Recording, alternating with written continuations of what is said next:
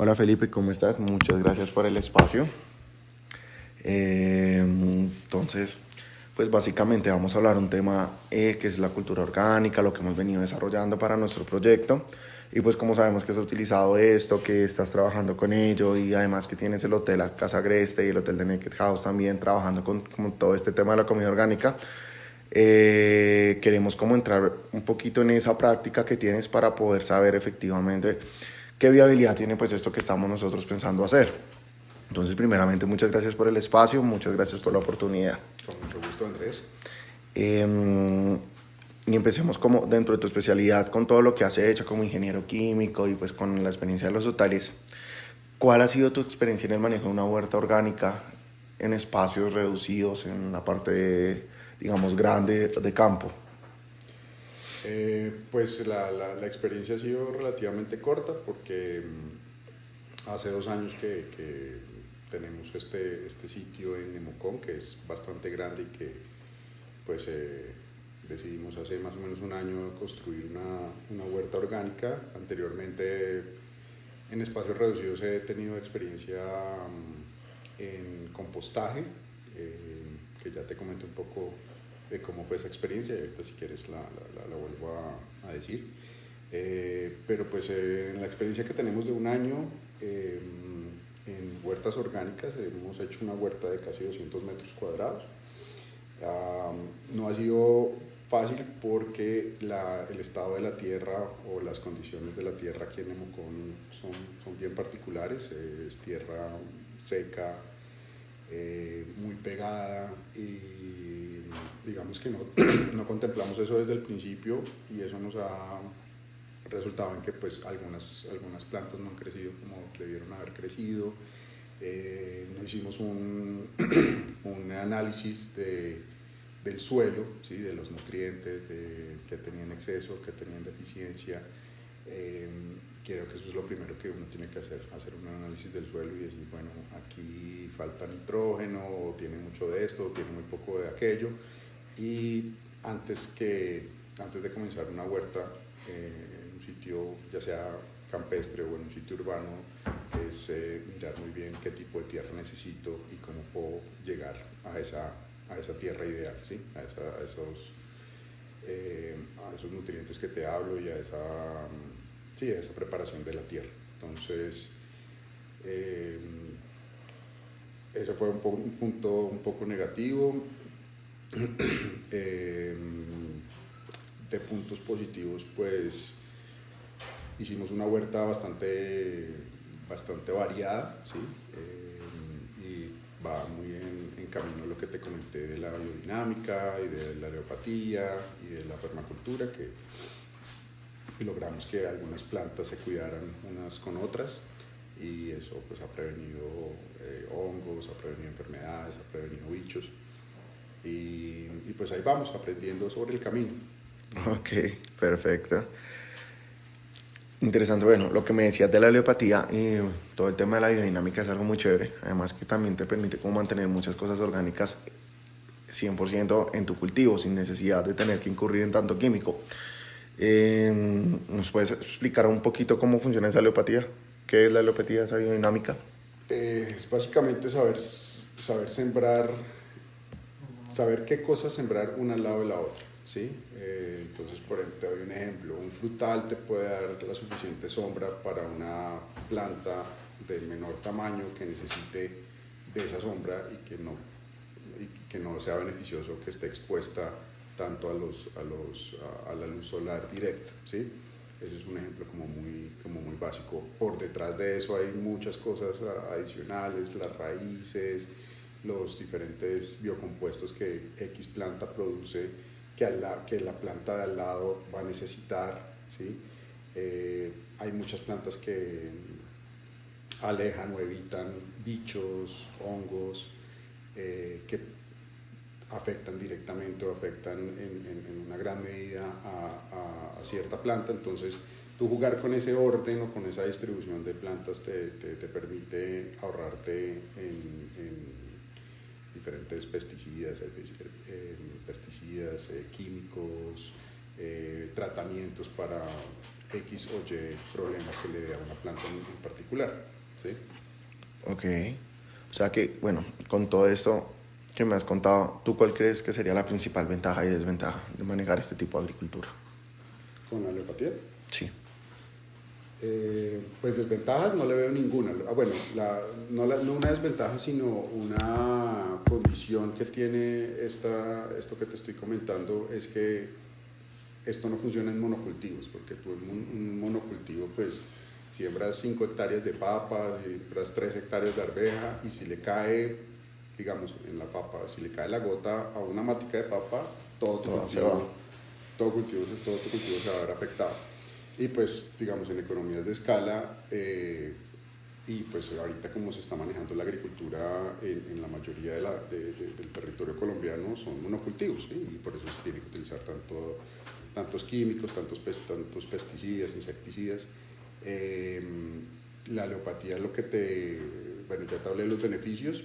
El punto no tan positivo es que pues tú tienes que manejar ya policultivos y digamos el policultivo ya tendría que ser mucho más pequeño, entonces tú ya no vas a poder sacar 30 bultos de papa al día, sino vas a poder sacar uno, ¿sí? Porque, Sí. porque no solamente vas a tener papas, sino vas a tener otras cosas. Entonces pues no te va a permitir esa economía de escala, sino que pues van a ser cultivos por su propia naturaleza más pequeños, pero pues tiene la ventaja de que puedes certificarlos como orgánicos, puedes reducir a cero el uso de químicos, puedes manejarlo más fácilmente con bioabonos, pero ese concepto de monocultivo en la alopatía pues no te va a funcionar o no podría existir. Ok. Eso es chévere. Digamos que eso podría funcionar muy bien en un cultivo de ciudad. Sí, podría funcionar muy bien en el cultivo de ciudad, porque pues las huertas urbanas por su naturaleza son pequeñas, ¿sí? Entonces tú podrías generar toda esta biodinámica y este concepto en los techos de los edificios o en las huertas pequeñas urbanas y funcionaría muy bien. Eso me lleva a hacerte una pregunta muy, digamos que es muy decisiva en todo lo que estamos haciendo, es, sabiendo la infraestructura colombiana, nuestros conjuntos, cómo vive la gente acá, ¿qué tan viables ves la construcción de este tipo de cultivos en los apartamentos en una ciudad como Bogotá, en una ciudad como Barranquilla? Pues en Bogotá, hablando puntualmente de Bogotá y hablando puntualmente, digamos, de unos Ciudades estratos principales. específicos, que son los estratos altos, si tú ves en todo el tema de planeación urbana y cuando a ti te dan el permiso para hacer un edificio, tú tienes que destinar ciertos metros cuadrados de parques, ¿sí? Entonces, esos parques o esos espacios se podrían, pero son parques públicos, ¿sí? Esos espacios se podrían acondicionar como huertas o se podría destinar un porcentaje de ese parque como huerta. En los edificios grandes y en los edificios modernos pues casi siempre hay espacios comunes en la zona, en zonas sociales. Entonces ahí también se podría hacer eso. Ya hablando pues, digamos, de otros estratos donde son la casa de 2 pisos que siempre tiene un patio arriba, donde se utiliza como tendedero o como zona de lavado, ahí se podrían acondicionar también bastantes huertas pequeñas urbanas o por ejemplo unifamiliares o multifamiliares, porque a veces es una sola familia la que vive en esa casa de 2 pisos o a veces son varias familias que viven en esa casa, o se podría hacer algo comunal, entonces la persona que tenga en su casa la terraza más amplia y más, ¿cómo se dice?, con mejores condiciones, pues se podría hacer ahí algo para el conjunto, o no para el conjunto, sino para los vecinos, donde todos aportan y pues todos comen de ahí. Eso es un muy buen concepto. Entonces, digamos, ahí podríamos tener un beneficio económico para muchas familias. Y en tu experiencia personal, también que me puedas decir qué beneficio económico te ha garantizado o te ha llevado este estilo de vida, porque pues lo considero también como un estilo de vida. Sí, total. Porque todo el mundo nos ha dicho, o hay una creencia popular que puede ser mito, como puede ser que no, que el orgánico es muy caro.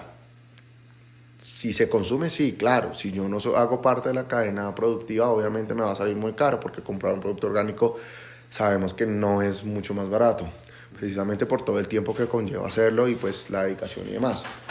Pero tú puntualmente has tenido algún beneficio que puedas destacar económicamente de hacer esto. Sí, digamos, los bioabonos que utilizamos para la huerta y para los cultivos, lo que te comentaba anteriormente, el costo es casi cero, ¿sí? Porque tienes las vacas, el burro, los caballos. Si nosotros no tenemos ninguno de los animales, pero mis vecinos sí, y pues nosotros les pedimos el favor, oiga, puedo ir a recoger 30 kilos de boñiga o puedo recoger tanto porque lo necesito para los bioabonos. Entonces esa es tu materia prima, digamos, la boñiga y la mierda de estos animales. Y los bioabonos se realizan con materiales o con productos muy económicos, ¿sí? Entonces, digamos que no es difícil hacer el tema orgánico. Lo que sí es complicado, y vuelvo al mismo tema que te comentaba antes, es que esto no funciona en monocultivos, ¿sí? Y pues los monocultivos sabemos que es, digamos, lo que se maneja en un 90% aquí en Colombia. Y pues al no manejar monocultivos no manejas economías de escala y no manejas, digamos, unas grandes producciones o unas grandes cosechas, sino todo muy puntual. Y creo que aunque te ahorras en abonos y en fertilizantes y digamos, productos para mantener tu huerta, al mismo tiempo, pues al no manejar estas economías de escala, pues tienes que manejar de pronto un precio más alto en tu venta, ¿sí? Ok, pero en el tema o referente al tema de que tú seas el beneficiario mismo de tu propio cultivo, ahí pues, digamos, podemos tener como una leve compensación. Claro, claro, y que pues, tú estás sacando tus vegetales, tus granos, tu papa, y también se vuelve un tema comunitario. Entonces aquí, por ejemplo, hacemos trueque, oiga, tengo un bulto de papa, yo tengo un bulto de alveja, y hacemos intercambios. Hay veces que también hacemos trueque por mano de obra. Entonces usted me ayuda a sembrar la papa o a abrir los huecos, y cuando salga la producción, entonces yo le doy un bulto de papa, o se lo pago con arveja o se lo pago con entonces. Sí, de hecho eso es muy, también todo esto nos hemos encontrado cosas como por ejemplo el compostaje también, que tú ayudas y te enseñan a hacer compostaje en la ciudad y te entregan una caneca especial para eso, y tú cuando entregas esa caneca te traen producto orgánico. Exacto. Hecho con ese mismo compostaje. Que creo que es Vasijitas con Amor, un tema así que ha sido algo muy chévere. Sí, en la ciudad. Pues se da mucho para el trueque. Exacto. Digamos, con todo eso, hubo algo que mencionaste en nuestra charla anterior que me pareció muy chévere, y va muy como lo que nosotros queremos hacer, que es como un sistema de riego inteligente, pues sabiendo que el agua es una de las cosas que más consumes cuando cultivas. Y puede ser, pues para nosotros puede ser como como que ese diamante en bruto, que puede mejorar muchísimo nuestra calidad y ayudar mucho a nuestros ríos y demás. Lo que me decías del agua, lluvia y todo. Ese sistema de goteo que me decías del biogel y esos sistemas de goteo inteligentes, sería muy chévere si nos pudieras dar como un breve resumen de lo que me contabas de eso para que podamos dejarlo pues documentado y todos pudieran saberlo. Pues lo primero, y creo que lo más sencillo, es el tema de recolección de agua lluvia, ¿sí? En los techos tanto de la ciudad como del campo, puedes recoger una gran cantidad de agua, la puedes almacenar, la puedes filtrar, y posteriormente la puedes irrigar, la puedes distribuir a tus cultivos, ¿sí? Entonces ahí tienes también digamos, la fuente, que es pues la lluvia. Tienes pues tu sistema, que es primero almacenamiento, filtración y distribución. Sí. Y pues ahí tienes tu sistema de riego, ¿sí? Hay cosas ya un poco más sofisticadas como el hidrogel, que es una especie de polvo o gránulos que tú lo pones cuando siembras, digamos, un frutal o haces una cercaviva, o cuando siembras un arbusto, y le echas agua, eso se infla y eso te puede mantener el agua por mucho tiempo. O sea, sobre todo se usan climas muy secos donde sabes que no va a llover en 3, 4, 5 meses. Uy, eso nos ayudaría mucho. Exacto. No es barato, pero pues es tecnología de última generación que pues se utiliza para ese tipo pues primero árboles o sí, más que todo arbustos y plantas que necesitan mucha agua, que sabes que la raíz va a crecer bastante y que va a necesitar mucha agua. Entonces es lo que hace es almacena en esos gránulos el agua y la va soltando a medida que la planta necesita agua, o, sí, dependiendo de la necesidad de agua de cada matica.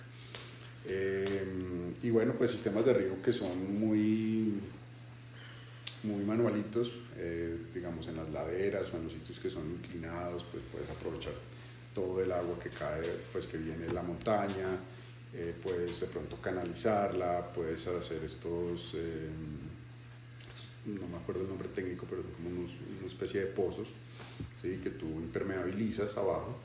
Y los puedes acumular ahí agua lluvia o agua que viene de la montaña y después distribuirla a tu cultivo. ¿Sí?